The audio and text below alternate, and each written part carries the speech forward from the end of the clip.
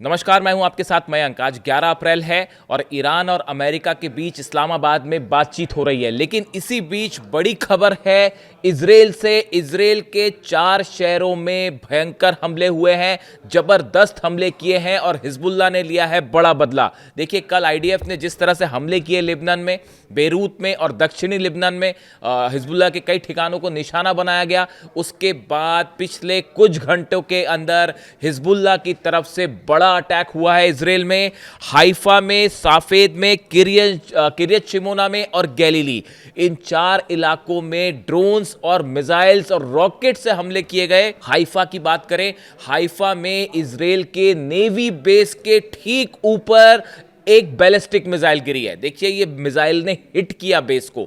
ये देखिए, बड़ी सारी मिसाइल्स ऐसी फायर हुई हैं, ड्रोन्स अटैक हुए हैं, रॉकेट अटैक हुए हैं, जिसको कई को इजराइल के डिफेंस सिस्टम ने रोका भी है। लेकिन मैं आपको उन जगहों के बारे में जानकारी दे रहा हूं जहां पर हिट हुई है मिसाइल।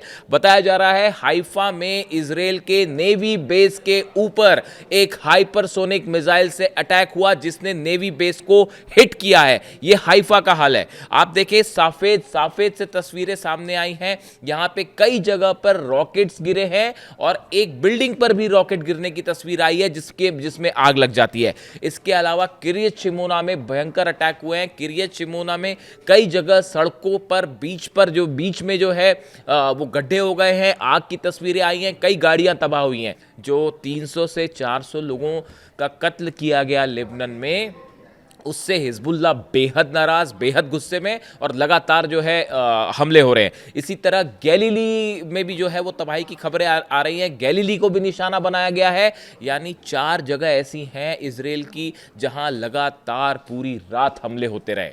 और इतना ही नहीं, सिर्फ हम इजराइल की बात ना करें, इसके अलावा देखिए जो खबरें हैं, 4 देशों से खबरें आई हैं। अगर हम पिछले कुछ घंटों की बात करें, 4 देशों से खबरें आई हैं।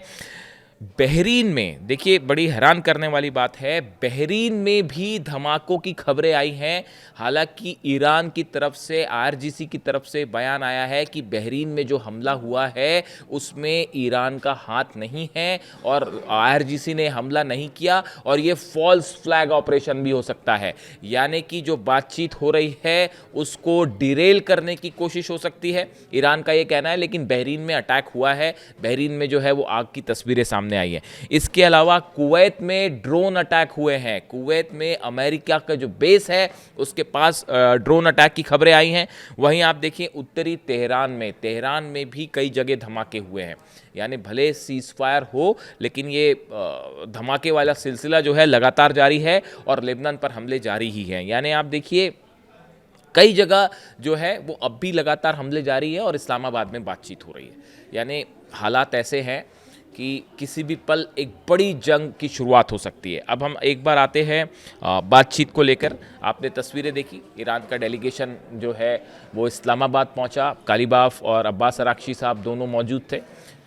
प्लेन से उतरने की तस्वीरें उनके सामने आई। सेरेना होटल में जो है वो बातचीत होगी। जेडी वैंस पहुंच चुके हैं, जेडी वैंस के साथ बातचीत होगी, उनका अपना डेलीगेशन साथ में है।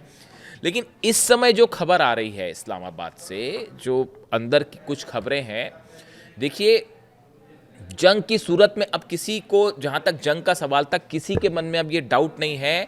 पूरी दुनिया इस बात को अब मान चुकी है कि ईरान ने अमेरिका और इजराइल को, दोनों को झुका दिया। ये जंग के हालात है। जितने स्ट्रैटेजिक आप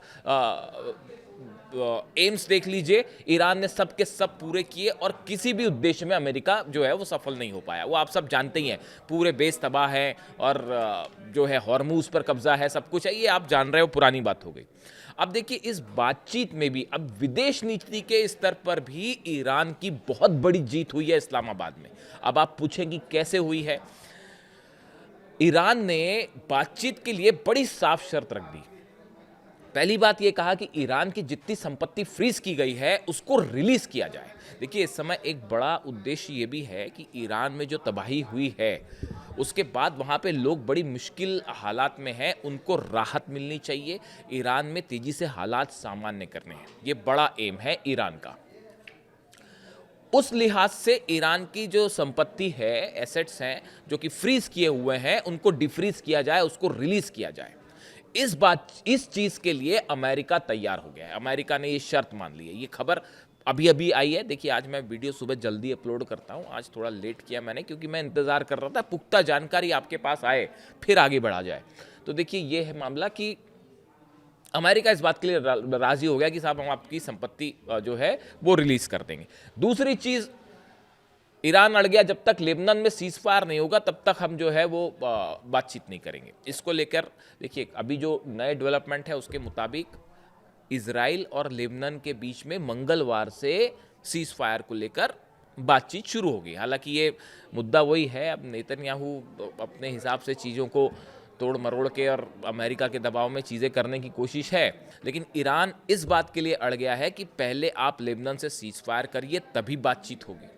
तो संभवतः जो हालात लग रहे हैं कि जल्दी ही इसको लेकर भी जो है अमेरिका झुक जाए, फॉर द टाइम बीइंग तो कम से कम झुकी जाए और ईरान की शर्तें मान ले। इसके अलावा आप देखिए, हॉर्मूज़ को लेकर भी ईरान ने अपना प्लान सामने रखा है कि हॉर्मूज़ जो है वो पूरी तरह तो नहीं खुलेगा, हम अपने मुताबिक खोलेंगे, एक जहाज़ों की संख्या निश्चित कर देंगे कि ये 15 जहाज़ हैं रोज़ जो वो वहाँ से निकलेंगे। यानी हॉर्मूज़ को लेकर भी ईरान ने अपनी शर्तें रख दी। ऐसी जो प्रमुख 3-4 शर्तें हैं जो कि इस बातचीत को शुरू करने के लिए, ये डील की शर्तें नहीं है, आप समझिए इस बात को। वो शर्तें अलग हैं कि जो है यूरेनियम एनरिचमेंट का क्या होगा, 450 केजी जो यूरेनियम है उसका क्या होगा, न्यूक्लियर प्रोग्राम का क्या होगा, वो सब बातें अलग है। ये बातचीत शुरू करने की शर्तें थी, ईरान ने रखी थी कि भाई अमेरिकी सेना को पहले पीछे करिए आप, ये भी एक हिस्सा था। तो ये जो शर्तें हैं, ये इन पर जो है अमेरिका लगभग राजी दिख रहा है, जैसा ईरान की मीडिया से खबरें। ये ईरान की विदेश नीति की जबरदस्त कूटनीतिक जीत है, इसको मानना पड़ेगा आपको। देखिए, कूटनीति की जीत हर हालात के मुताबिक जीत और हार तय होती है। कोई ऐसी चीज़ नहीं है कि ये चीज़ जीत तय हो गई तो डील सफल हो जाने वाली है। मेरी व्यक्तिगत राय है, डील तो कभी सक्सेसफुल हो ही नहीं सकती, सवाल ही नहीं है डील सक्सेसफुल। ये तो बातचीत शुरू करने के लिए जो शर्तें थी वो मान गया अमेरिका, ऐसा अभी लग रहा है। अब देखिए, उसमें एंड टाइम पे कुछ परिवर्तन हो जाए तो एक अलग बात है, लेकिन फिलहाल ये ईरान की कूटनीति की जबरदस्त जीत है, इसमें कोई शक नहीं। अब देखिए, मामला ये है कि इस जो टॉक्स हैं सेरेना होटल्स में जो टॉक्स होगी, इसमें सऊदी और चाइना भी अप्रत्यक्ष रूप से शामिल होंगे। इस तरह की खबरें हैं कि सऊदी का एक डेलीगेशन और चाइना का एक डेलीगेशन भी इस्लामाबाद पहुंच चुका है। भले इसके बारे में साफ साफ जानकारी ना आए, लेकिन चीज़ें आई जाती हैं पता। ये भी जो है एक टॉक्स में सीधा शामिल ना हो, लेकिन परोक्ष रूप से इसमें शामिल हो सकता है, पीछे से शामिल हो सकता है। यानी देखिए, हो क्या रहा है असल में इस टॉक्स में, चाहे जितने पक्ष शामिल हों, चाहे सऊदी हो, चाहे चाइना हो, चाहे अमेरिका हो, ईरान हो, हर पक्ष की ये कोशिश है कि वो अपने इंटरेस्ट के मुताबिक इस डील को आगे बढ़ाए। अब इसमें हकीकत ये है, मामला कहाँ फंसा हुआ है, मामला यहाँ फंसा हुआ है हॉर्मूज़ को लेकर। देखिए, जब तक ईरान के हाथ में हॉर्मूज़ है तब तक ईरान का अपर हैंड है, इस बात को साफ समझिए, और इसीलिए ईरान जल्दी हॉर्मूज़ को खोलेगा भी नहीं। अमेरिका के आप बयान देखिए, डोनाल्ड ट्रंप का ये कहना कि उनका जो बयान आया आपने सुना होगा कि ईरानी इसलिए जिंदा है ताकि वो बातचीत कर सके, वो डील कर सके, मेरी नज़र में निहायती शर्मनाक बयान है।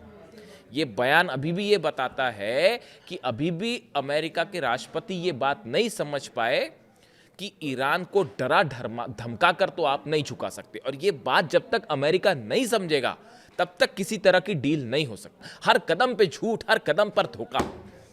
कैसे लोग हैं, मुझे जो शर्म आती है। धमकी दे रहे ईरान को कि ईरानी इसलिए जिंदा हैं क्योंकि वो डील कर सके, ये अमेरिका के राष्ट्रपति कह रहे हैं। क्या कहा जाए। देखिए, ईरान में अली खामेनी साहब जो है सुप्रीम लीडर, उनका विजन एकदम साफ था, वो सब समझते थे किसकी क्या नियत है, कोई डील विल नहीं होने वाली। हर शख्स का मकसद यहां सिर्फ यही दिख रहा है कि कैसे ईरान से को फंसा के फायदा निकाला जाए, बस यही हकीकत है साहब। कोई एक भी पक्ष ऐसा नहीं है इस डील में जिस पर ईरान भरोसा कर सके। बताइए किस पे भरोसा कर सके? अमेरिका पे, जो 165 बच्चों पर हमला करके उनकी जान लेता है। सिर्फ तेल चाहिए इनको। हॉर्मुज में ट्रंप फंस गए हैं और गर्दन पकड़ ली है ईरान ने। बस हकीकत इतनी है। और जब तक ईरान के हाथ में हॉर्मुज है, दुनिया का कोई माइका लाल जो है वो ईरान को हरा नहीं सकता। ये भी हकीकत है। ये हर स्ट्रैटेजिक एक्सपर्ट इस बात को समझता है। और ये जो डील वील बातें हैं ना, आप समझिए इस बात को। इसीलिए अली खामेनी साहब कहते थे अमेरिका से बातचीत करने का कोई मतलब ही नहीं है। मुझे तो कभी कभी ये भी लगता है कि अगर उनका असैसिनेशन नहीं होता, वो जिंदा होते ना, तो वो अपना डेलीगेशन भी नहीं भेजते और बात ही नहीं करते इनसे। मुझे तो कभी कभी ये भी लगता है। किससे बात करोगे आप? नेतन्याहू से बात करोगे, इजराइल से बात करोगे, अमेरिका से बात करोगे? क्या बातचीत करोगे? तो खैर, अब हालात ये है कि बातचीत होनी है तो ये 4-5 शर्तें जो सामने रखी थी ईरान ने, वो फिलहाल ऐसा लगता है कि उसको लेकर बातचीत आगे बढ़ेगी। लेकिन अब सवाल ये है कि इस बातचीत में होगा क्या? ये जो बड़े मुद्दे हैं, यूरेनियम 450 किलो, न्यूक्लियर प्रोग्राम, मिसाइल प्रोग्राम, ये सब चीज़ें ऐसी हैं जो एक दौर में, एक बातचीत में हल नहीं हो सकती। यानी संभावना ये है कि अगर बातचीत होती है तो ये फिर कई दौर की बातचीत होगी, जैसे पिछली बार 6 दौर की बातचीत हुई और बीच में हमला हो गया। तो ये कई दौर की बातचीत हो सकती है। हो सकता है कि पहली बार में खत्म हो जाए बातचीत, मना ही कर दे वो, लेकिन कई दौर की बातचीत हो सकती है। लेकिन इसके बीच में एक कॉमन मिनिमम प्रोग्राम जो है वो सामने आ सकता है कि हॉर्मुज से ऐसे जहाज निकले जाएं, या जो है वो फिलहाल अमेरिकी सेना पीछे हटे, इस तरह की मतलब हमले ना करे। इस तरह का एक बेसिक एजेंडा तय हो सकता है, जिस पे आज जो है वो किसी तरह की मुहर लग सकती है। इस तरह की खबरें हैं। लेकिन समझौते की तरफ वो अभी कहीं दूर दूर तक सीन में नहीं है। और इस बीच जो ये खबरें हैं अलग अलग, जो 4-5 शहरों में, 4-5 देशों में जो धमाके की अगर अलग अलग खबरें हैं, और लगातार लेबनान पे भी हमले जारी हैं, और उधर हिजबुल्ला जो है वो इजराइल पे हमले कर रहा है। इन सब सूरत में, इन सब सूरत हाल को देखते हुए इस्लामाबाद से जो भी खबर आती है, वो खबर मिडिल ईस्ट में अगले कुछ दिनों में हालात क्या होने वाले हैं इसको तय करेगी। डोनाल्ड ट्रंप का ये कहना कि हमारे जहाज़ तैयार हैं, उसमें हम और आधुनिक सबसे हथियार तैनात हैं, और हम पिछले बार से भी बड़ा हमला करेंगे अगर डील नहीं हुई तो। यही बात अली खामेनी साहब कहते थे कि ये बातचीत करने के पहले ये तय कर देते हैं कि इसका अंत क्या होगा, इसका निर्णय क्या चाहिए। इसीलिए इनसे बातचीत करने का मतलब नहीं है कि वो पहले से ही तय कर देते हैं कि बातचीत भी करो और ऐसी बातचीत करना और यही निर्णय होना चाहिए, वरना हमला कर देंगे। तो ईरान ने कहा हाँ करना है जो कर लो, चलो। उसके लिए मुस्तफा खामेनी ने आदेश दे दिया है वहाँ पे, वो पूरी सेना एक एक जो है तैयार है, और तेजी से मिसाइल प्रोग्राम फिर आगे बढ़ रहा है। ये जितने लॉन्च पैड्स खत्म हुए थे ना हमले में, वो पूरे 24/7 घंटे जो है वो काम चल रहा है ईरान में, और तेजी के साथ लॉन्च पैड्स फिर से तैयार किए जा रहे हैं, और बड़ी जंग के लिए ईरान तैयार है। यानी जंग के लेवल पर ईरान की जीत हुई है, और विदेश नीति के लेवल पर भी जबरदस्त जीत हासिल करी है ईरान ने। और देखिए कितने सारे देश आज बातचीत करने के लिए जो है वो झुके पड़े, including president of United states. तो अब इस्लामाबाद से क्या खबर आती है इस पर नजर रहेगी। जैसे अपडेट होगा आप तक पहुंचाऊंगा। Thank you so much.